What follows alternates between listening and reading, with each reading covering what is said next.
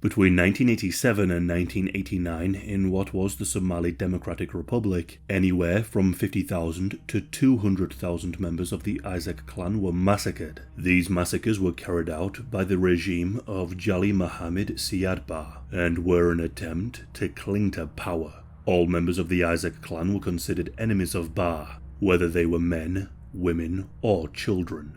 In today's video, we will cover the rise of Barre's regime, why such a genocide of the Isaaq clan was carried out, and the consequences for the troubled region. It is perhaps helpful to start with the formation of Somalia as a country. The country was formed in 1960 when the British and Italian Somaliland merged following independence from colonial rule. The country became known as the Somali Republic. Although Somalis are ethnically homogeneous, they have traditionally been divided into clans.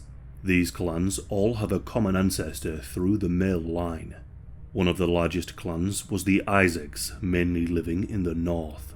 There was much debate as to whether the country should be split into two federal states, in the north and the south, with the Isaaqs favouring unity. Those in the north were pushed out of politics, and those in the south holding much more of the power and influence. In 1969, General Siad Barre launched a coup, taking over the country and renaming it the Somali Democratic Republic. The republic was officially driven by an ideology of scientific socialism, though in reality it was modelled more on communist China and backed by the Soviet Union.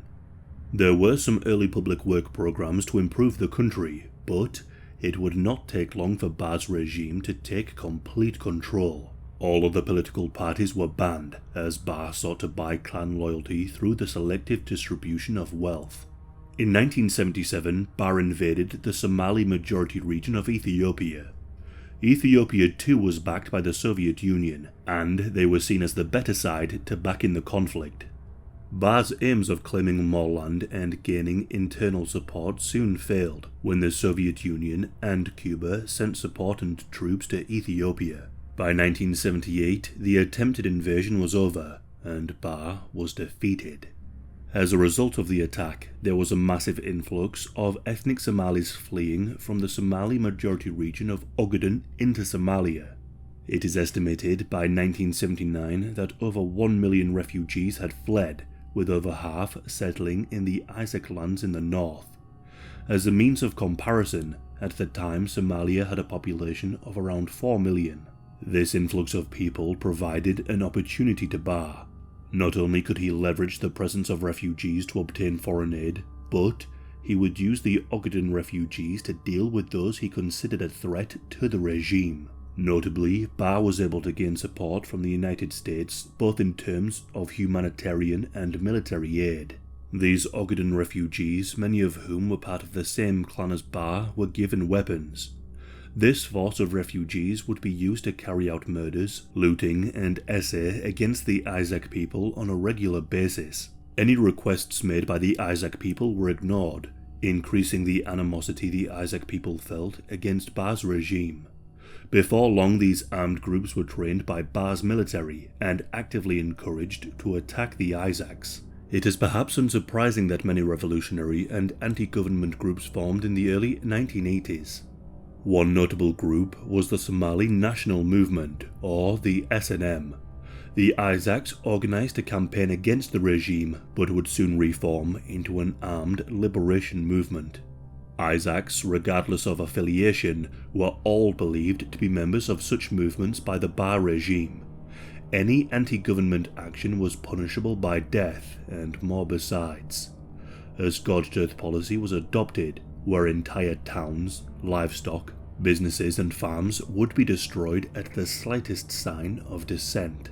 SA was used as a punishment and a weapon against the Isaaqs. In turn, the SNM launched attacks against the Ogaden militias and attacking civilians at refugee camps, hoping to drive them out of their lands. Matters escalated to the point where General Siad Morgan, Barre's son-in-law, and military governor of the Isaaq region sent a letter detailing how he wished to destroy the Isaaq people. There was to be an expansion of the scorched earth policies and encouraged other clans to fight against the Isaaqs. This was dubbed as the final solution to the Isaaq problem, and would come to a head in May of 1987. On the 27th of May, the SNM attacked the city of Burao. Government officials were killed, political prisoners freed, and the city captured. The next day, the government forces struck back and set about a campaign of indiscriminate violence. Men and boys were dragged into the streets and summarily executed on the suspicion of being part of the SNM. The support of the SNM did not waver, and in frustration the military turned to ever more destructive weapons. Bazookas, heavy artillery, and tanks were used against civilians. Mines littered the city as a means of controlling and limiting movement.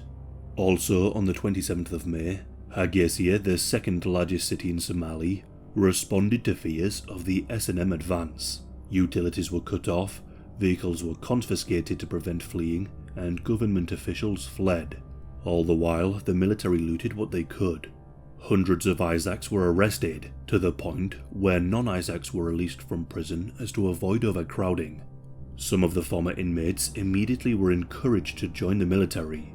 Those men suspected as being fighters of the SNM were rounded up, and non-Isaaqs were allowed to evacuate the city. The Isaaq people were forbidden to leave. Those that attempted were shot. In the early hours of the 31st of May, the SNM launched their attack on the city of Hargeisa. The government forces had prepared and arranged heavy artillery to level the city. Government planes thrown by Zimbabwean mercenaries took off from Hargeisa airport, turned back around, and carpet-bombed the city.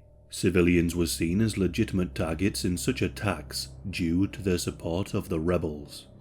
It is thought that around 50,000 people were killed, many crushed beneath the rubble of their homes.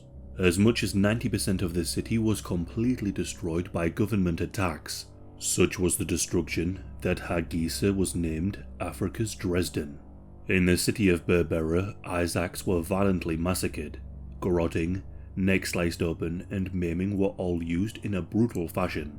In one brutal example, 11 men were arrested and taken out of the city and burned alive at the stake. Barre was never targeted by the SNM, and yet such massacres were carried out, with at least 700 Isaaqs killed. In Mogadishu, far from the violence in the north, the government rounded up all of the leading Isaaq businessmen and government workers. Many were simply detained, but one brutal event took place on the Jazeera beach. On the 21st of July, 50 Isaaq students, businessmen, and other professionals were rounded up. They were all summarily executed by soldiers, and their bodies buried in a mass grave. It is thought that as many as 300,000 refugees fled to Ethiopia, with a further 500,000 otherwise displaced by the violence. The refugee camp at Hargeisa was once the largest refugee camp in the world, only closing in July of 2004. In the end, the massacres of the Isaaq people did not stop at the fall of the Barre regime. The genocide only solidified support against the regime, with countries such as Ethiopia supporting the rebel movements. Military support to Barre's regime would wane as the Cold War came to a close, and its significance faded. In 1991, Barre and General Morgan fled to Kenya inside of a tank. The tank was filled with the stolen wealth of his country. Following two failed attempts to try and retake the city of Mogadishu, Barre would flee to Nigeria, where he would die from a heart attack on the 2nd of January 1995. As for General Morgan, he would go on to found the Somali National Front and became one of the many warlords in the region. The north of the country would attempt to split, forming what is the self-declared Republic of Somaliland. This country is not recognized by the international community at large, though has a close relationship with Ethiopia. The formation of Somaliland and the civil war are topics for another day. To this day, there have been over 200 mass graves uncovered from the Isaaq genocide. There is no definitive or official figure for the death toll, which ranges from 50 to 200,000 dead. A 2001 human rights investigation carried out by the United Nations stated that a genocide of the Isaaq people was believed to have taken place, and yet little has been done to address the crimes, its victims, or punish the perpetrators. With Somaliland an unrecognised country, matters investigating the genocide have not progressed, as the recognised country of Somalia has not joined the International Criminal Court, and Somaliland cannot. In 2012, 7 Somali victims of the genocide secured a $21 million judgment in the United States Civil Court against Mohammed Ali Samanta for planning the torture and killing of Isaaq clansmen.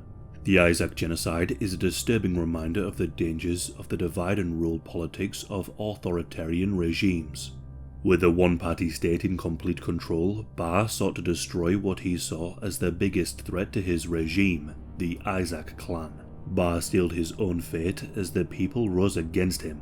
Whilst it is a tragedy that there has been no justice for the dead, the turmoil of the region will continue to ensure that little will be done to honour the victims and see true justice done.